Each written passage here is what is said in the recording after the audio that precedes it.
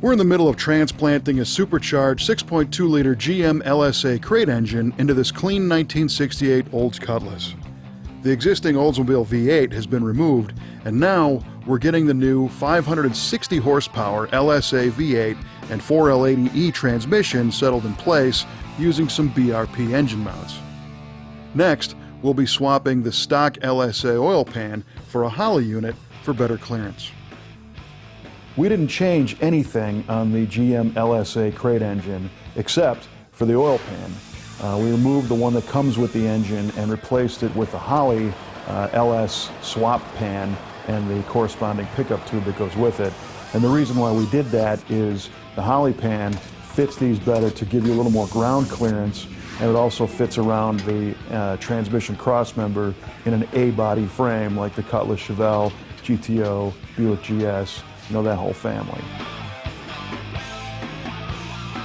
Like we discussed earlier, the motor seems to be pretty high up in the car with these BRP hot rods mounts because they're designed for a different oil pan than this Holley pan.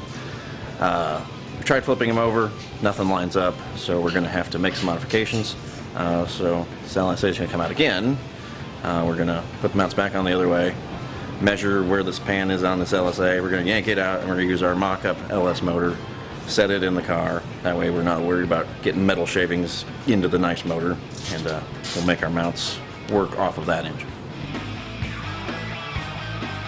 BRP Hot Rod's engine swap kit for this car is really very complete, and it overall fits very well.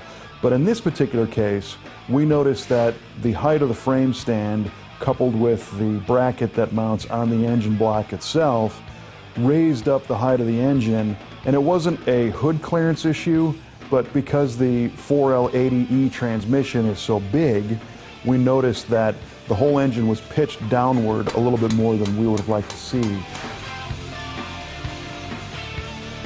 So what we've done is we got the mock-up motor in the car, and then I took a bunch of measurements, printed off Holley's engineering drawing. So this is to scale, where our crossmember is on top, and then there's a notch back here where the brake lines live. So this is actually where the crossmember ends. So what we figured out is we can move the motor down up to 1 inch, and we're also considering moving it forward so that we can make the AC compressor fit in front of the crossmember. This is actually a picture off of another car that a friend of ours built, a 66 Chevelle. We're drawing from some of his prior experience. So the next thing is cut up some motor mounts. So as we did the temporary install, we simply cut those engine mount brackets and shortened them a little bit and changed that angle to get a proper driveline angle that we were after. Right where I wanted it to be. The plan is to mock everything up with those brackets, measure the angle, make sure it's proper, and then we'll take them out and finish weld them so that they're strong enough to live behind over 550 horsepower and not just tack welded together as they are in the mock-up phase.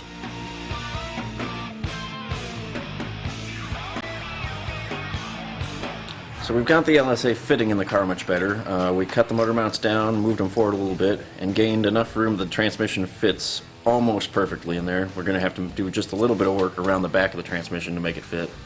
We're waiting on a crossmember specifically designed for the 4L80 to get this nailed all the way down. So in the meantime, working on the wiring, I got the GM Connect and Cruise harness out of the box and the ECMs, laid it all out on the motor and plugged it all in, and decided where I was going to put the ECMs in the fuse box, which are going to end up living right underneath this fender here. So it'll be easy to access if the owner has a problem with it while he's cruising it around, and makes it pretty simple to install it in this particular car. Because 4L80s are such popular transmission swaps into A-body cars, G-Force makes a bolt-in crossmember that allowed us to mount the 4L80 with minimal modification to the car. The last thing we did is we made the shifter in the console look correct. A company called ShiftWorks makes conversion kits to put a 4-speed automatic transmission where a 2 or 3-speed may have been in the past. Their kit consists of a new detent and a new indicator panel so that everything looks correct, but you now have the extra position for overdrive.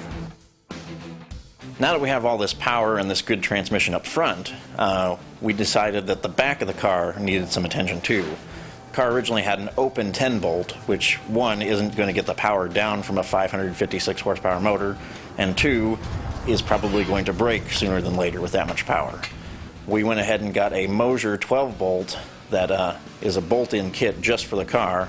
Comes right out of the box, paint it, and bolts right up to the factory locations. Minor bracket change allowed our Wilwood brakes that we already had to work.